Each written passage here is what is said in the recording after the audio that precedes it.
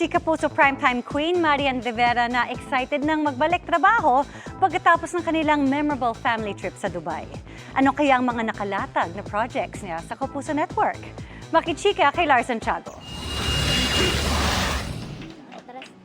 Looking young and glowing, si Kapuso Primetime Queen Marian Rivera sa kanyang bob haircut nang humarap sa media.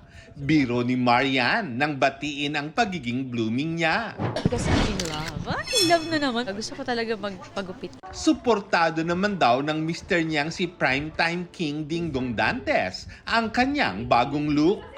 Gusto niya. Siyempre, bago ako magpagupit, sinabi ko sa kanya. Sabi niya, go.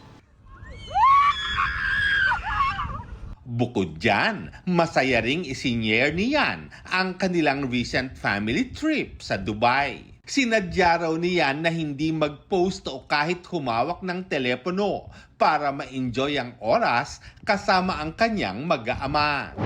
Talaga kami, as in lahat yata, basta lahat ng park pinuntahan namin. Tapos actually, nag-beach pa nga kami doon. So, alam mo, kahit malamig, dinaray talaga namin lahat ng mga bago sa amin. Pagkatapos magpahinga, magiging abala na ulit siyan sa mga trabaho at kabilang daw sa mga aabangan sa kanya this year ang 2 projects dito sa Kapuso Network.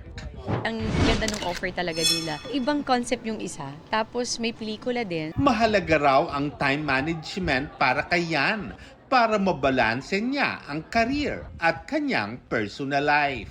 Kailangan kong busisiing mabuti kung ano yung mga dapat ko talagang gawin. Kasi hindi ko naman kayang gawin lahat eh. Lars Santiago, updated sa showbiz happening.